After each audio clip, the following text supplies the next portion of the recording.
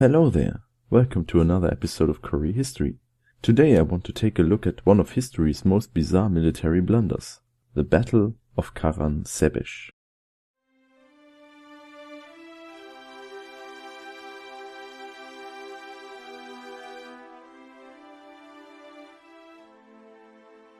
Before we go into the story, I want to point out that most of what I will say about the actual battle is more hearsay than fact. I will go over the facts at the end. And also I want to apologize in advance for any name that I might mispronounce. 1788. The Austrian Habsburgs had fought many battles against the Ottoman forces over possession of the Balkans. Twice had the Ottoman armies laid siege to Vienna, and twice disaster was narrowly averted. Now the Habsburgs hoped to strike back, taking the battle to the Ottomans instead.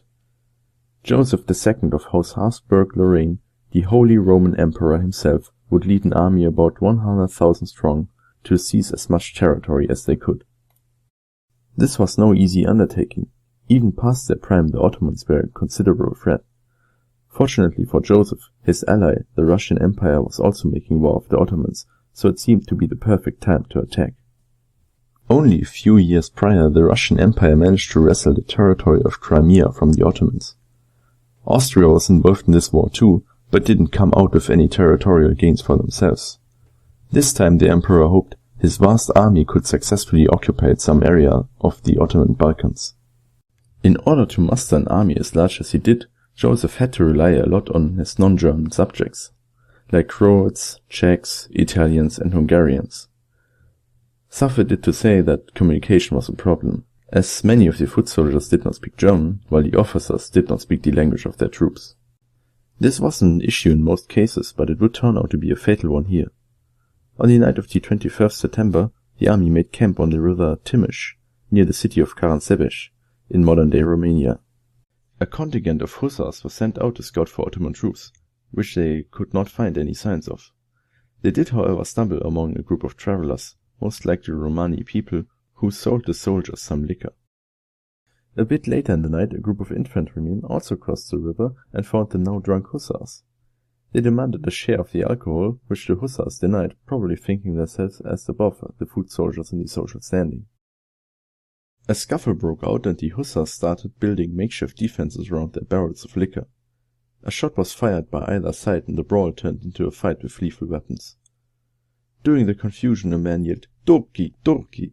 and suddenly a panic broke out. The soldiers fled back to the camp while still shooting at each other. An Austrian officer tried to stop the fighting by yelling, "Halt! Halt!"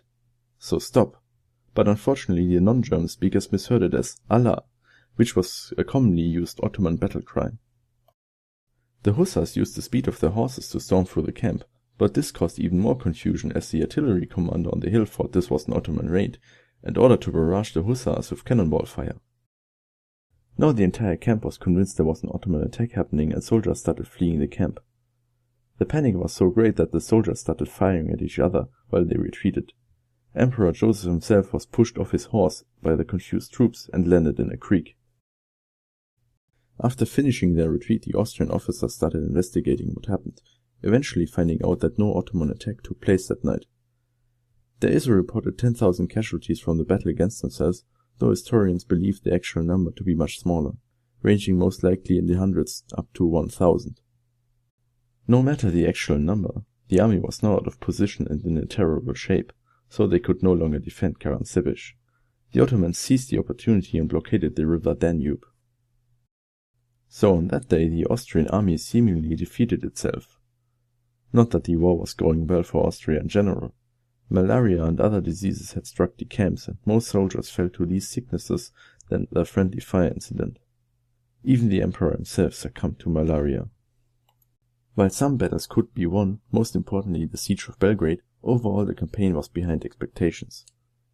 The Russian forces were not fast enough on their front to unite with the Austrian forces, and malaria took a heavy toll.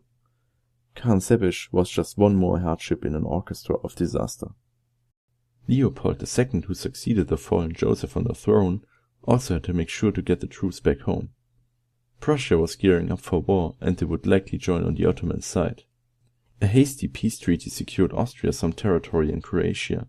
Everything else they had to give back. So was Karen Sebish a military blunder of amazing proportions? Yes and no. Most of the story is probably embellished. There definitely was an uncoordinated retreat by the Austrians, with seemingly no reason, but if a brawl between drunken soldiers has really caused it, is not certain. Neither are the other details of the story. Yet even so, this incident hardly caused a disappointing outcome of the war. But it makes for a curious story, and this is what Curihistory is all about. I hope you enjoyed this episode of Curihistory, and if you did, please leave a like and a comment and a subscribe for more curious histories. Also a special thanks to my animator, whose incredible art makes these episodes worth a watch. Until next time!